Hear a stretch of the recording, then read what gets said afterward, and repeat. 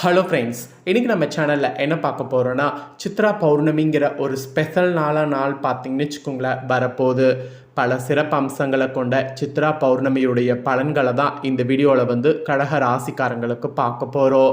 So பல சிறப்பு அம்சங்களை கொண்ட சித்ரா பௌர்ணமியை பற்றி முதல்ல பார்த்துடலாம்.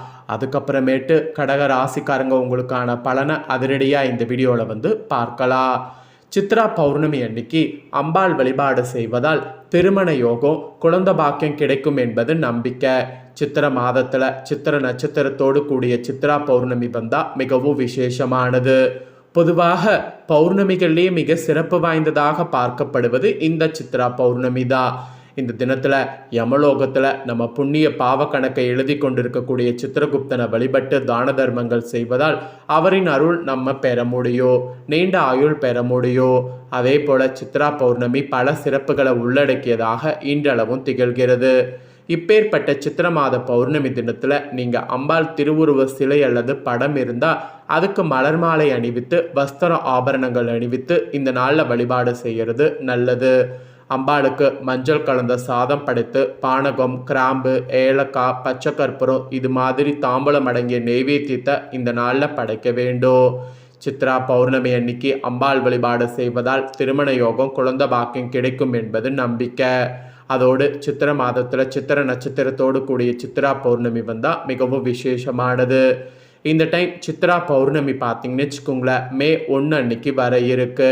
கரெக்டாக மே 1 இந்த டைம் வெள்ளிக்கிழமை வர இருக்கு.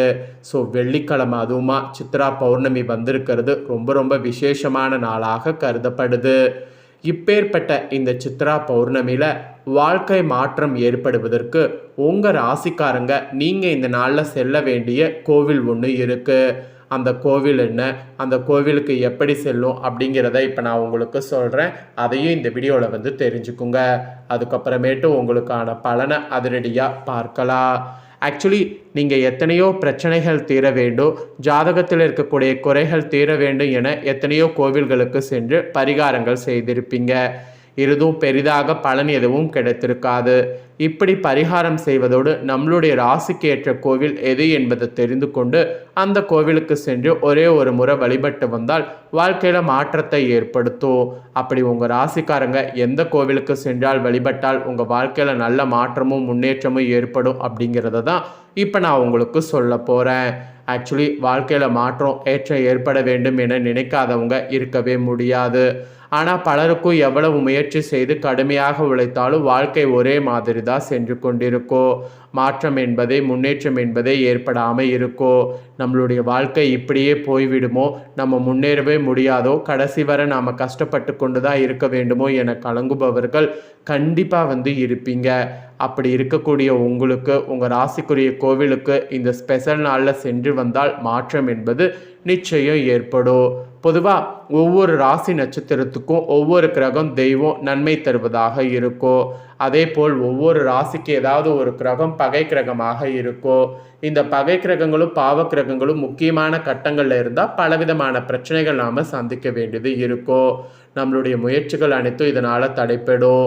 ஆனால் இந்த பகை கிரகங்களை வலிமையிழக்க செய்யக்கூடிய தெய்வங்கள் அருள்பளிக்கக்கூடிய கோவிலுக்கு இந்த ஸ்பெஷல் நாளில் சென்று வழிபட்டு வந்தால் நன்மைகள் நடக்கும். ஆக்சுவலி இந்த கோவில்களுக்கு இந்த நாளில் எந்த நேரத்தில் வேண்டுமானாலும் செல்லலாம். இந்த நாளில் தான் நீங்கள் பார்த்தீங்கன்னு வச்சுக்கோங்களேன் இந்த கோவிலுக்கு போகணும். இந்த கோவிலுக்கு ஒரே ஒரு முறை சென்று உங்கள் பெயரில் அர்ச்சனை செய்து மனதார வழிபட்டு விட்டு வாருங்க. அதோடு குறைந்தபட்சம் 1 மணி நேரமாவது கோவிலில் இருந்து விட்டு வாருங்க. வாழ்க்கையில் பலவிதமான மாற்றங்கள் ஏற்படுவதையும் முன்னேற்றத்திற்கான வழிகள் ஏற்படுவதையும் காண முடியும். சரி, இவ்வளோ நேரம் பில்டப் பண்ணுறதெல்லாம் பண்ணிட்டேன். இப்போ உங்கள் ராசிக்கு எந்த கோவிலுக்கு செல்ல வேண்டும் என்பதை சொல்கிறேன். இந்த நாளில் எந்த கோவிலுக்கு செல்லும் அப்படிங்கிறத உங்கள் ராசிக்கு தெரிஞ்சு அந்த கோவிலுக்கு போய் பயன்பெறுங்க. கடக ராசிக்காரங்க, நீங்கள் இந்த நாளில் போக வேண்டிய கோவில் எந்த கோவில்னா அரகோணத்தில் இருக்கக்கூடிய பால திரிபுர சுந்தரி அம்மன் கோவில். அரகோணத்தில் இருக்கக்கூடிய இந்த ஸ்பெஷல் கோவிலுக்கு நீங்கள் இந்த ஸ்பெஷல் நாளில் போயிட்டு வந்தாவே உங்களுடைய வாழ்க்கை தலையெழுத்து நிச்சயம் மாறும். ஆக்சுவலி இது கட்டாயமாக நீங்கள் போக வேண்டிய கோவில். ஒருவேளை உங்களுக்கு போக முடியாத சுச்சுவேஷன் இருந்தால் நீங்கள் பக்கத்தில் உங்கள் ஊர்களில் இருக்கக்கூடிய பால திரிபுர சுந்தரி அம்மன் கோவிலில் வழிபாடு செய்யுங்க. நீங்கள் மெயினாக அரக்கோணத்துக்கு தான் போகணும். அங்கே போக முடியல அப்படிங்கிற சுச்சுவேஷனில் இங்கே உள்ளூர் கோவிலை இது பண்ணுங்கள்.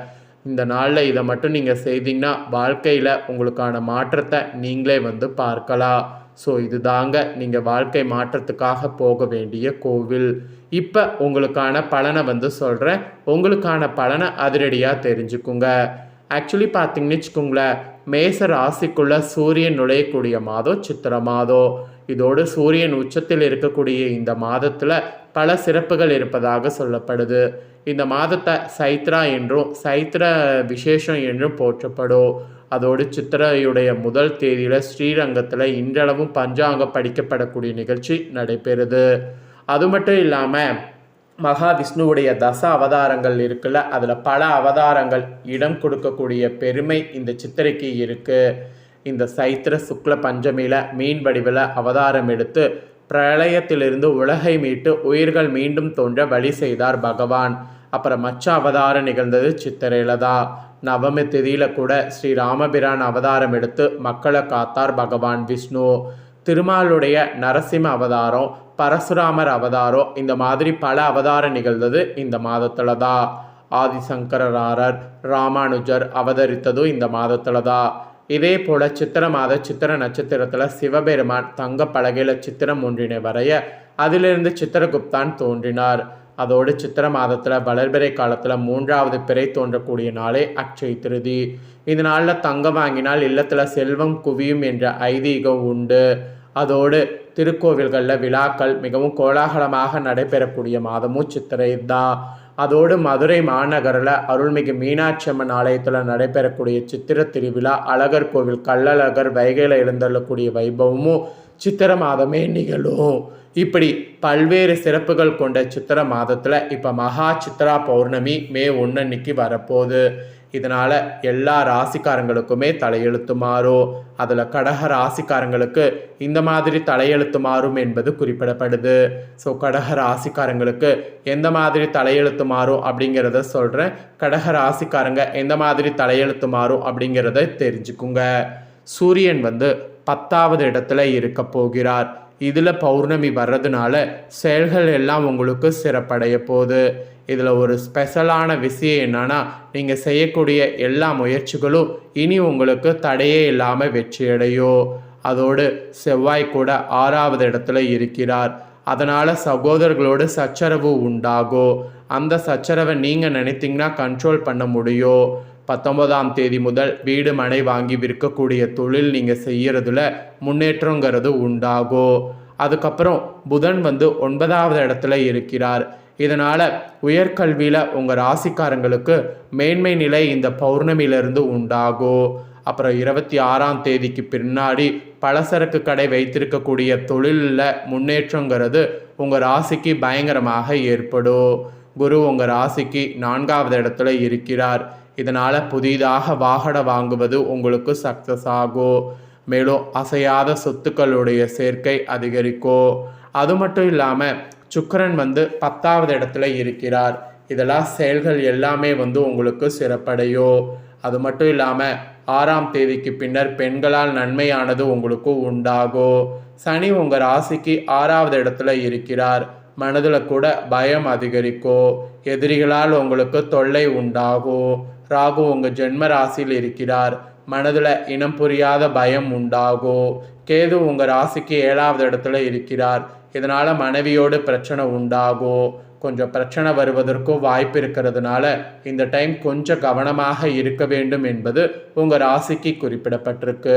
பல சிறப்பு அம்சங்களை கொண்ட சித்ரா பௌர்ணமியுடைய பலன்கள் வந்து இதுதான் உங்களுக்கு குறிப்பிடப்பட்டிருக்கு. குறிப்பிடப்பட்டதை தெளிவாக உங்களுக்கு எக்ஸ்பிளைன் பண்ணிட்டேன். அதோடு இந்த நாளில் எந்த கோவிலுக்கு போனால் நன்மைங்கிறதையும் எக்ஸ்பிளைன் பண்ணிட்டேன். எல்லாத்தையுமே இந்த வீடியோவில் கடக ராசிக்காரங்க நீங்கள் தெரிஞ்சிருப்பீங்க. தெரிஞ்சதுக்கேற்ப நடந்து பயன்பெறுங்க. இதை நீங்கள் பார்த்து பயனடைகிறது போல் உங்கள் ஃப்ரெண்ட்ஸ் ஃபேமிலியில் இருக்கிறவங்களும் பார்த்து பயனடையணும் அப்படின்னு நினச்சிங்கன்னா வீடியோ லைக் பண்ணி உங்கள் ஃப்ரெண்ட்ஸ் ஃபேமிலிக்கு ஷேர் பண்ணுங்கள். உங்கள் ஃப்ரெண்ட்ஸ் ஃபேமிலியில் இருக்கிறவங்களும் உங்களை போல் கடக ராசிக்காரங்களாக இருந்தாங்கன்னா இதை பார்த்து இதை தெரிஞ்சு இதற்கேற்ப நடந்து பலன் பெறட்டும். இதே போல் புதிய அப்டேட்டான நிறைய வீடியோ நம்ம சேனலில் போடப்படும். அதை எல்லாமே உடனுக்குடனே தெரிந்து கொள்ள மறக்காமல் நம்ம சேனலை சப்ஸ்கிரைப் பண்ணுங்கள், கூட பெல் பண்ண ப்ரெஸ் பண்ணுங்கள்.